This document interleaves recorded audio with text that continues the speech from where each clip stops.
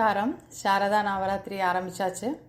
எங்காத்துலேயும் இதுக்கு ஒரு வாரம் முன்னாடியே ப்ரிப்ரேஷன் கோலுக்காக ஆரம்பிச்சிட்டோம்.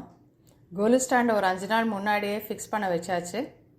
கோலு பொம்மைகளெல்லாம் வெளியில் எடுத்து வச்சு தொடச்சி சில பொம்மைகளுக்கு லைட்டாக பெயிண்ட்டும் அடித்தாச்சு.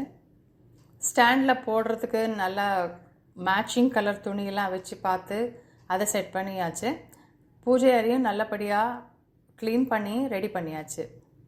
இந்த நவராத்திரி முக்கியமாக துர்கா லக்ஷ்மி சரஸ்வதிக்கு பூஜை பண்ணி அவளோட அனுகிரகம் பெறறதுக்காக பொம்மைகோலு வைத்து நம்ம 10 நாட்கள் விசேஷமாக கொண்டாடுவது வழக்கம்.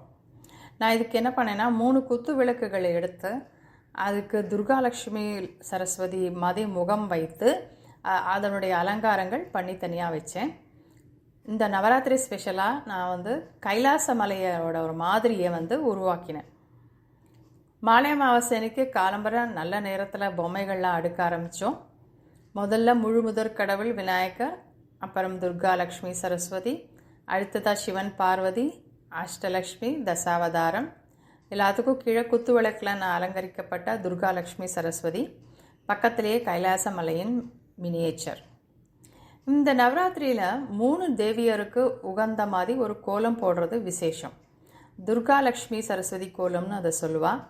இது அம்பாள் சன்னதியில் முதல் 3 நாட்கள் துர்கா கோலம், அடுத்த 3 நாட்கள் லக்ஷ்மி கோலம், கடைசி 3 நாட்கள் சரஸ்வதி கோலம் போட்டு விளக்கேற்றி அஷ்டோத்திரம் சொல்லணும். நான் முதல் 3 நாள் நான் துர்கை கோலம் போட்டு அஷ்டோத்திரம் சொல்லி குடும்ப சுபிட்சத்துக்காக பூஜை பண்ணினேன்.